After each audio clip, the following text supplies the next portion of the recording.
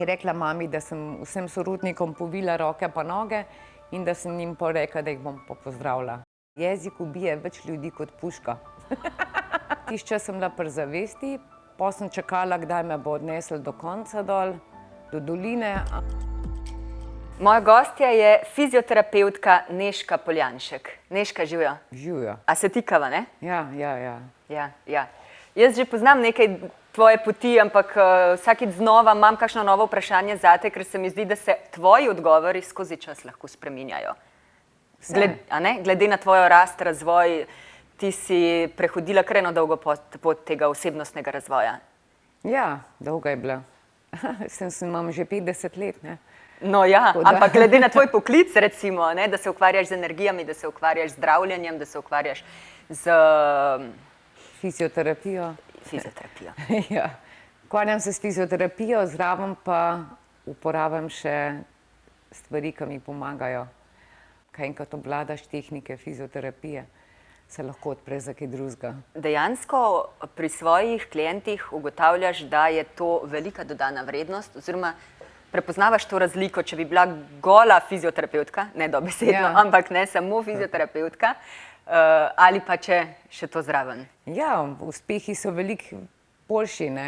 Veliko hitreje mine bolečina, regeneracija je hitrejša.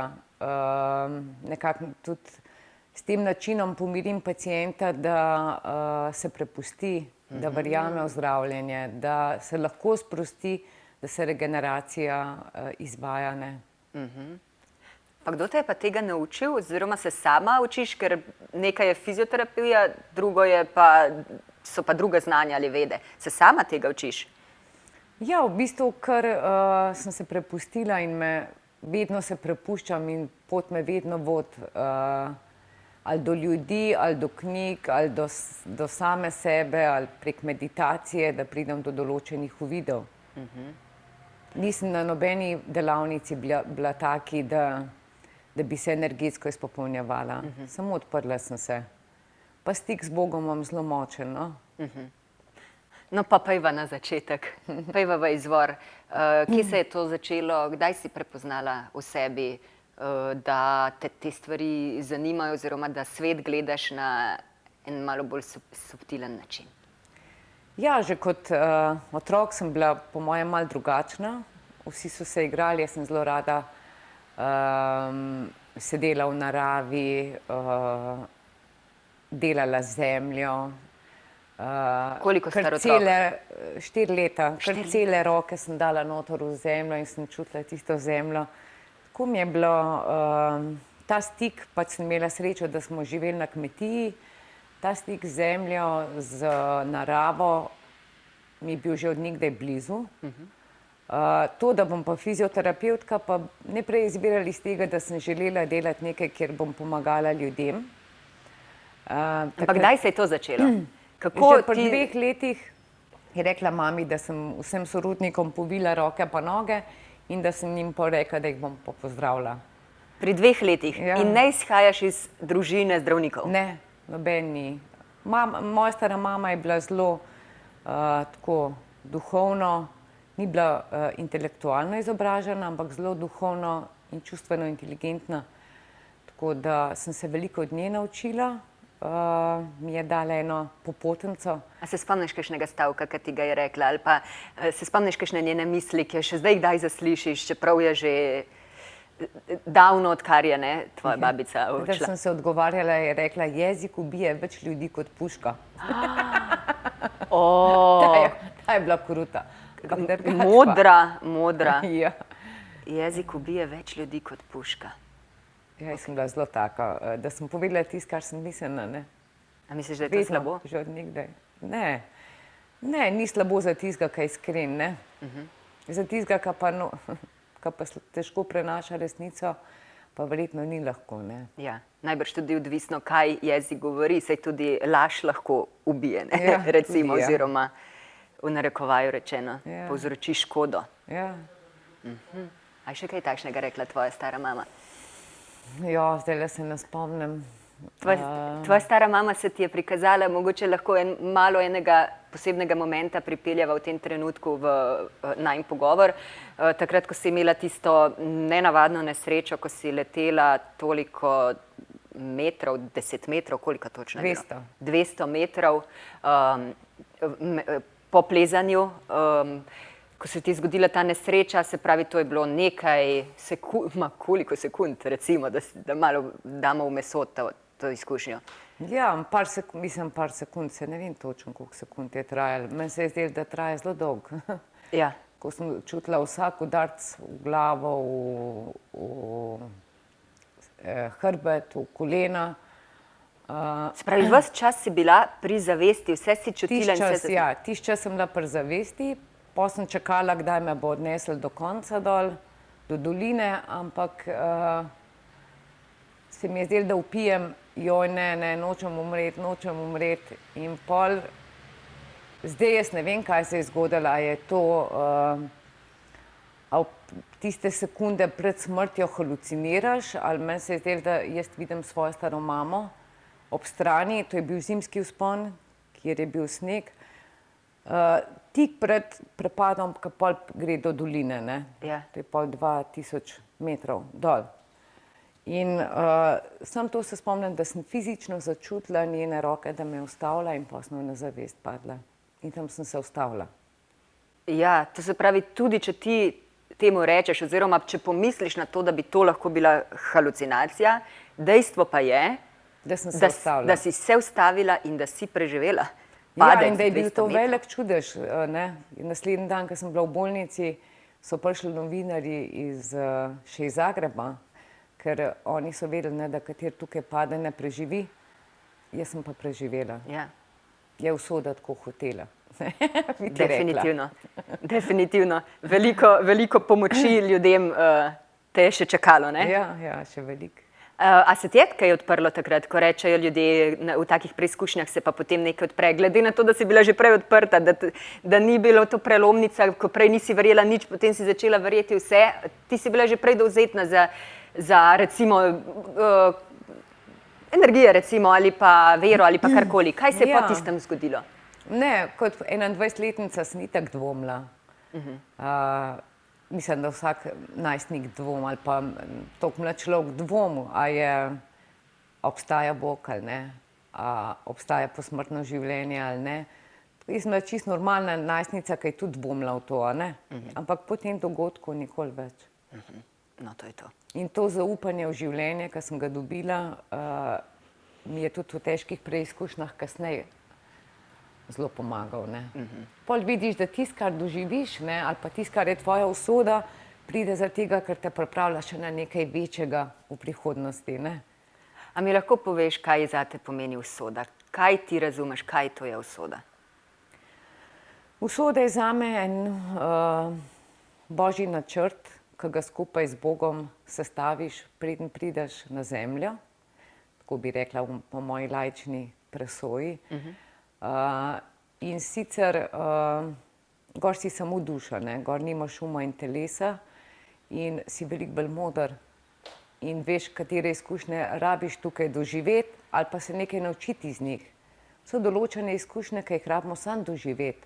Niti ne rabimo se zdaj spraševati, kaj se moram naučiti iz tega, ne?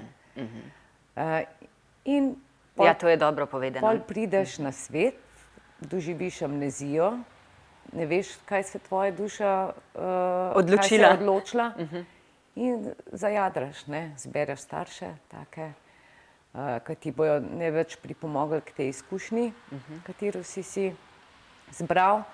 In ko odraščaš, se kregaš z usodo, ne, tvoj se krega s tvojo dušo. In si nekako, se mi zdi, razcepljen noter v sebi, ker noče trpeti, noče imeti težkih preizkušenj, ne, noče imeti težkih občutij, duša si pa to želi. Duša je prišla po ta občutja, prišla je, da ti z vsem svojim bitjem doživiš žalost, doživiš strah, doživiš tudi ekstazo ali pa veselje, ne. Ampak naš se je odločil, da tega noče in smo v bistvu skozi malo navzkrižju sami s sabo, razen takrat, ko rečemo, ne moja, tvoja volja ne se zgodi.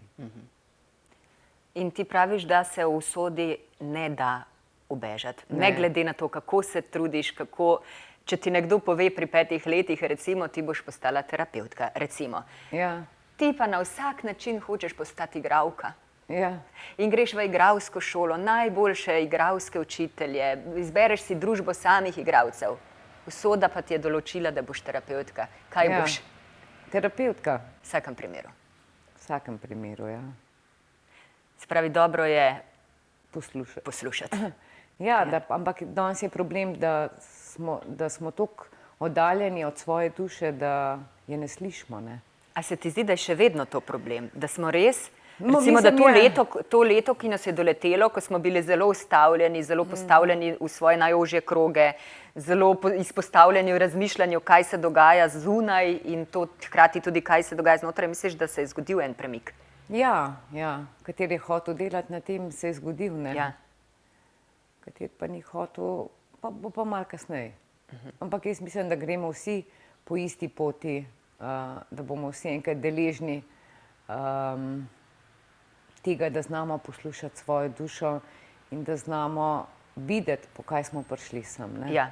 In tudi to, zdaj pa, če greva k tebi kot fizioterapevtki, to se odraža tudi na telesu. Kaj ti čutiš pod svojimi rokami, ko prijemaš in masiraš različna telesa? Različno močna, različno utrujena, različno poškodovana. Kaj čutiš pod svojimi rokami v teh telesih notri, tkivo ali kako naj rečem? Različne stvari. Pod prvo čutim, kakšna je mišica, kakšen je nivo tkiva, fascije, ovojnice. Pa se podprem za globje stvari, ne. Čutim njegov energetski sistem, čustveni. Se mi zdi, da sem še najbolj na ta čustveni del senzitivna. Pa se moram odločiti, kaj bom s tem naredila, ne. Če čutim, da je človek dosti zrel, da mu to povem, pol to naredim, drugače pa malo po ovinkih. Mislim, povem, nikoli ne povem direktno, ampak postavljam vprašanja. Zelo rada vidim, da pacient sam pride do tega, kar čuti. Ampak ponovadi čutiš tisto, kar je nekaj, kar je zavestno, nekaj pa, kar je v podzavesti, ne. Glede na to, da ne delaš samo s poškodovanci, da delaš tudi s športniki, se pravi z zdravimi ljudmi, lahko rečeš, da je tudi pri njih podobno, da imajo tudi čustvene blokade, tudi te ljudje, ki jih gledamo kot zmagovalce, kot heroje, ki jih mogoče v kakšnih trenutkih celo častimo in govorimo o njih, o nedeljskih popoldnevih recimo. Imajo tudi oni, čutiš v njihovih telesih, tudi čustvene blokade? Vsak človek ima čustvene blokade. Mislim, da so zelo redki, ki jih nimajo. A veš, čustveno blokado lahko dobimo z enim pogovorom. In če tega ne spustimo čez, bo čustvena blokada ostala. To ni nekaj, kar je, da bi jaz rekla, no, sem pa vse čustvene blokade sprostila, zdaj sem pa dobra za en mesec, ne. Vedno se bo čustvena blokada naredila tam, kjer smo občutljivi, kjer smo še ranjeni, kjer je še zastoj energije. Ampak je fajn, da pridemo do tega, ker pol vemo, kje je blokada in jo lahko sprostimo. Mislim, da je to do konca življenja delamo to, ne. Razen, če se je kakšno dušo odločila, da se bo že v tem telesu razsvetlila. Da bo popolnoma sproščeno živela. Ja. Ampak a res popolnoma sproščeno živi? Ja, V tem svetu, v Evropi. Ja, zakaj ne? Ja, Če je človek prišel do tega nivoja, da je popolnoma sproščen in sprejema zelo, zelo stvari takšne, kot so, in se zaveda in sproti sprošča, zakaj ne? Ja, če je že toliko pozdravljen. Pa še to. Če je toliko pozdravljen, ne? Vse blokade imamo zaradi svojih ran. Od tega pride blokada. Nekoč smo bili ranjeni kot otroci pri 2 letih ali pa pri 4 in to smo potlačili. Ker smo mogli, ne? Ker drugače ne bi preživeli. Ja. In ko si star 33 let, te nekaj spomne na tisto podzavestno. Ja. In se ustvari blokada. In če tega ne ozavestiš in ne spustiš, ne? Ja. ali pa ne pretrpiš tega občutja. Ne? Najprej je prva stvar, je, da si sploh dovolimo ta občutek občutiti. Ne? Ja. Pa da ga še požostimo. Ja, da si dovolimo, no to je to, kar nas je recimo malo doletelo v tem letu, ne? Več je bilo praznine okrog. Ja, Ne? Se ja. pravi, da si dovolimo začutiti to praznino, potem je vse skupaj lažje. Vse skupaj Ja. Ni več toliko mašil. Ne? Se mi zdi, da ljudje veliko mašimo stvari. Veliko, ja. In z besedami, kot bi rekla tvoja stara mama, Ja. Zlata, in z načinom življenja in z vsem tem. Z odvisnostmi. Ko si se ti odločala, ali bo šla z ekipo Tine Maze v to vašo zmagovalno zgodbo in Odisijado, ti si takrat sprejela odločitev, da svojo majhno punčko zaupaš svoji mami, a ne? Ja, In ja. da greš na pot tam okrog sveta. To najbrž ni najlažja odločitev. To moraš imeti velik mir v sebi, da začutiš, ali je to prav ali ne. Ja, sem bila kar v težki dilemi, ne. Ja. Ampak hvala Bogu sta bila Tina pa Masi toliko uvidevna, da sta vedela, da imam jaz, ta starejša hčerka je šla v srednjo šolo, ta mala je bila pa 5. razred osnovne šole in je, če mi ne bi mami pomagala, pa se ne bi odločila za to, da se ne bi jih meni preselila. Ne? Varuške ne bi najemala zaradi tega, ampak je Tina šla, mislim, sta šla toliko na roko, da sem bila recimo 14 dni z njo, pa pol en teden doma. Največ sem bila odsotna 3 tedne v kosu. A pa ti je kdaj hčerka to učitala ali ne? Ali je spodbujala to tvojo odločitev? Otroci vidno očitajo. Ja? Ja, otroci vidno očitajo. Pa tudi jaz sem imela slabo vest, ne, tako da sem se odzvala pol tudi na njene očitke. Ampak zdaj, ko ena je 24, druga 19, zdaj drugače gledate na te stvari. Ampak takrat sem se mogla tudi s tem spopasti, ne. A sta tudi ponosni na te? Tudi. Ja, ne? Ja, ja. Ja. Kako pa uspeš zapreti to svojo terapevtsko plat doma? Je kar težko. A sploh jo? Jaz sem prav poklicno deformirana. Ja, no sej te poklicne deformacije so ena zanimiva stvar, sej smo vsi, Sam a ni ne? fajn, Ampak ne? Ni fajn zaradi tega, ker greš v družbo, pa hočeš ta del spustiti, ampak ne moreš, ne? Jaz živim za svoj poklic in pol tam gledam, komu kaj fajn. Ja. Pa itak, ko pride takoj pogovor, takoj vsak začne, kaj njega boli in jaz bi lahko rekla, ustavila pa rekla stop, se kdaj rečem, a ne? Ampak meni je fajn to delati, ne? In pol delam to, ne? Pač to je del mene, vsake celice, kaj imam v sebi, ne? Ja, sej to je res, ampak lej, jaz sprašujem zato, ker me zanima, ker sem novinarka, ne? Ampak a misliš, da ni to tudi ena izmed tvojih preizkušenj, se pravi, da dejansko da bi bilo dobro, da to ločiš in da tisti drugi del tebe tudi bolj zaživi. Večji problem je pri partnerskih odnosih. Ja, ja. Ko hočeš biti malo analitik, ne, ali pa terapevt, kar absolutno nočem biti. No. Tle se prav zavestno odločitev, ne bom terapevt svojemu partnerju, ne. Ja, pa še ženska si. Ja. To je še težje, ker če bi moški to bil, bi vse... Meni se zdi, da sem na vsako straž, ko začnem s tem. Ja, ja. Tako da tle, no, so določeni ljudje, kjer se tega izogibam, pa so določeni ljudje, kjer se odprem. Ne? Skratka, tebi je to v užitek v resnici. Ja, meni je fajn. Ja. Ampak je fajn tudi tisti drug del, ker sem razbremenjena tega, no. A je bilo to obdobje, ko si živela sem še reči, s cirkusom Tine Maze, ampak skratka v smučarski karavani, a je bilo to najbolj vznemirljiv del tvojega življenja? Verjetno eden najbolj napornih delov mojega življenja. Bila sem pa 4 leta, ne, to je kar eno obdobje. Mislim, težko je bilo usklajevati vse skupaj, ne. Jaz tudi, ko sem prišla domov, so me čakali pacienti v ordinaciji, pa sem mogla tam še tisto narediti, biti z otroci, pa sem imela tudi enega partnerja, tudi njemu se malo posvetiti, ne. Naporno obdobje. Ja.